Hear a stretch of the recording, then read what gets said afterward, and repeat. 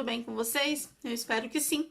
Então hoje vamos dar aquela continuidade à Antiguidade Clássica. Vamos continuar falando sobre Grécia, mas antes, vamos dar uma relembrada da aula passada, só para te dar uma situada? Beleza. Então, falamos sobre 3 períodos: o pré-homérico, homérico e o arcaico. E falamos sobre as 2 principais cidades-estados gregas, que são Atenas, com forte teor comercial e com sistema democrático, e a cidade de Esparta, já mais militarizada, com um grande pensamento expansionista e um sistema oligarcário.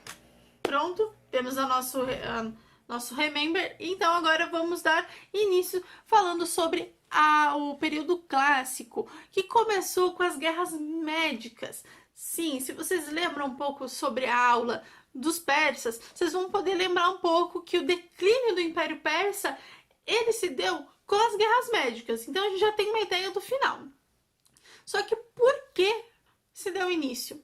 Então os persas, se a gente der uma relembrada na aula 2, os persas, eles tinham o maior império da antiguidade. Praticamente todo o Oriente foi conquistado pelo Império Persa. Só que para eles não foi suficiente. Eles queriam conquistar também o Ocidente. E eles iam começar pelo Mar Egeu. Então, o Mar Egeu, onde fica ali parte da Grécia, onde a cidade de Atenas tinha o seu domínio, a sua hegemonia comercial. Então, Atenas pensou, não dá para perder esse território, não. Então, o que Atenas fez? Olha, vamos ter que lutar pelo nosso espaço. Só que pensa, Atenas, uma cidadezinha bem pequenininha, e o Império Persa gigantesco, com milhares de soldados. Realmente não tinha como se equiparar. Então, Atenas foi inteligente. Começou a tocar o terror nas outras cidades-estados, falando, olha, gente, se a gente não se unir, a gente vai perder o nosso território. Porque, cara, eles são bárbaros, eles são um terror, não dá pra gente manter isso. Então a gente tem que se unir para salvar o mundo grego. E foi isso que aconteceu. Teve a união das cidades-estados. Então, aproximadamente em 490 a.C., começou as guerras médicas. Foram 2 guerras que duraram no período que eu falei, o 490 até 449 a.C., que a gente já sabe o final. Os persas perdem, dando início ao fim do Império Persa, e os gregos ganham. Só que assim, teve uma cidade que ganhou muito mais. Sim, Atenas. Atenas conseguiu mostrar sua supremacia, tanto no quesito naval, como no quesito financeiro. Sim, foi um momento de ouro e do auge dessa cidade. A gente tem a figura também do Péricles, que simplesmente mostrou o seu poder e começou a influenciar as outras cidades-estado na região. E aí, a gente consegue conhecer um pouquinho também do imperialismo ateniense, que essa influência, ela conseguiu fazer a criação de uma liga, a Liga de Delos. Essas cidades-estados influenciadas por Atenas, elas decidiram se associar a ela para Atenas poder cuidar. Só que Atenas, ela acabou dando um tiro no pé nessa jogada. Porque essa Liga de Delos, ela começou a fazer a cobrança de impostos e também cobrança de impostos, eu esqueci de falar, dessas cidades-estados. Então, assim, as cidades-estados, no conceito que a gente aprendeu, tanto com os gregos como com os fenícios, são o quê? Cidades autônomas, independentes entre si. Ninguém mete o bedelho. Só que Atenas começou a meter o bedelho e no quesito político. Começou a se intrometer nos assuntos políticos dessas cidades no que estavam associadas a ela. E isso não caiu muito bem, não, porque colocou em xeque todo o conceito que existia da civilização grega. Então, Esparta, que não estava nem um pouco feliz com essa situação de ver Atenas no poder, já são cidades que têm um conhecimento histórico que rivalizavam direto. Então Atenas, você é esperta, vou criar minha própria liga. É a Liga do Peloponeso. Só que eu vou chamar, ó, vou começar a conversar com as cidades-estados, vou dar um jeito de elas entenderem que eu, na minha liga, vai ter liberdade, elas vão ter autonomia. Eu não vou cobrar nada delas, não. E foi realmente isso que aconteceu.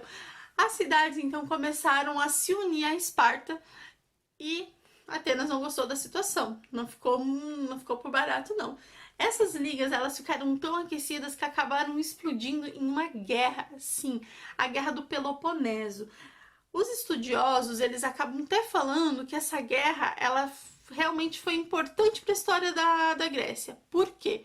Porque ela simplesmente foi o suicídio grego. As cidades gregas, elas começaram a se autodestruir.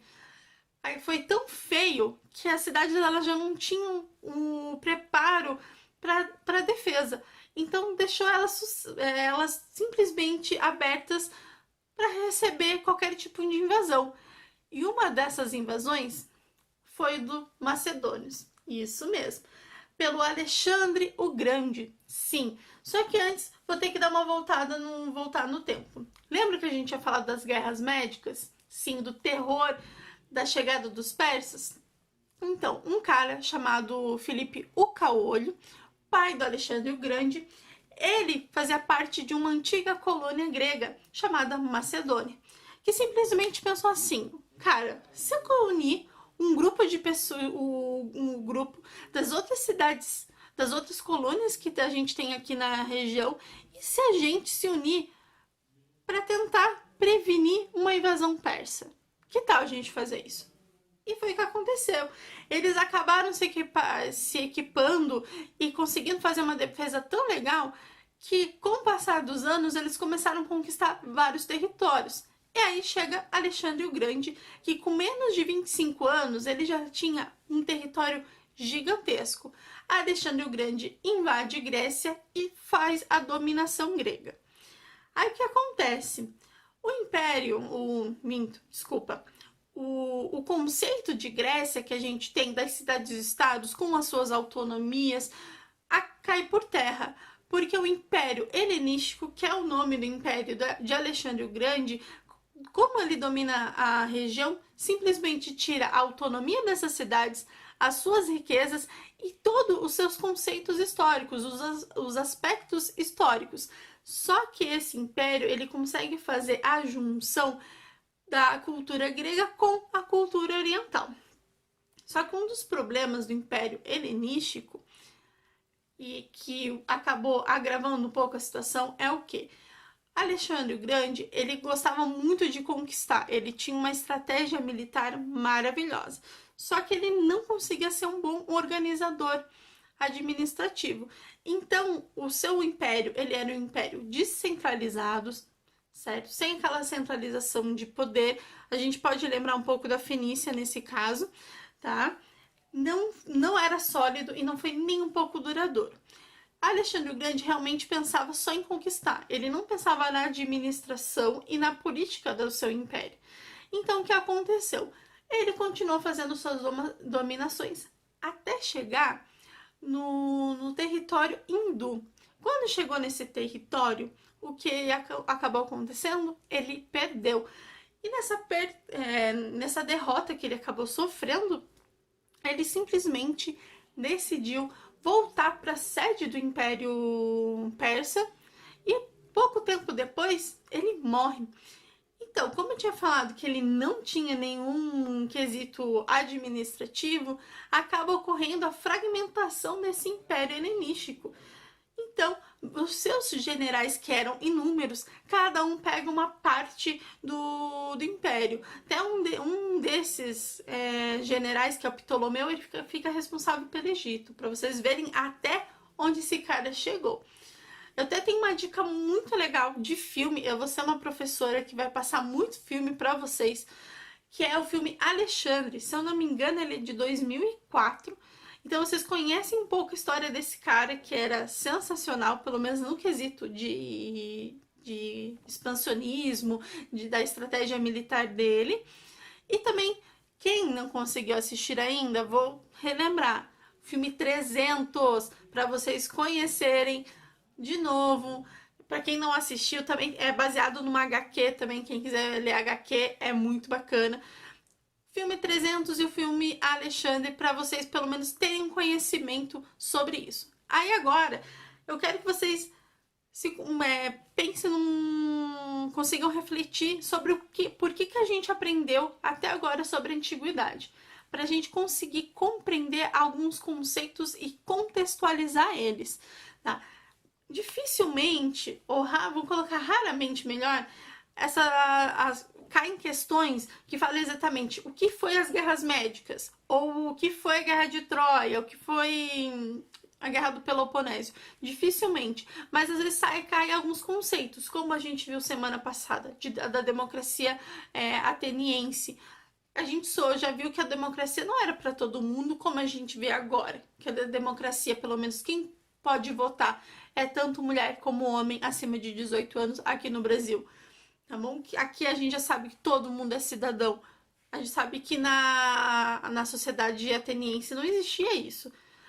A oligarquia espartana tem uma diferença da oligarquia que a gente pode ter agora nos períodos atuais ou na idade contemporânea. Então, são certas coisas que a gente precisa aprender para não cair em pegadinha na prova. O conceito de hoje foi os bárbaros, tá? A gente ouve muito nos bárbaros na Idade Média, tá bom? Só que o conceito de bárbaro vem dos gregos, isso mesmo.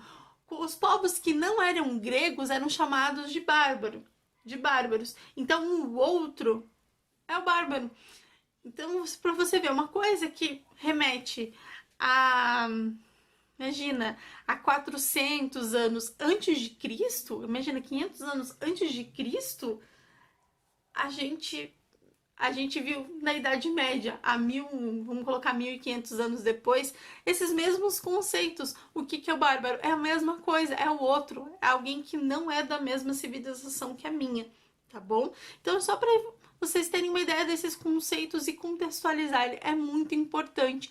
Se vocês forem ver nas primeiras questões, do primeiro questionário que eu enviei para vocês, teve coisinhas que era uma pegadinha, que é se você prestou atenção na aula e no material de apoio, você vê que, não, olha, tava aqui, eu consigo bater. É coisinhas mínimas, assim, que faz você conseguir passar na prova. Espero que tenham gostado da aula. Desculpa qualquer coisa, espero feedback. Então, até a próxima aula. Bons estudos e se cuidem. Até a próxima!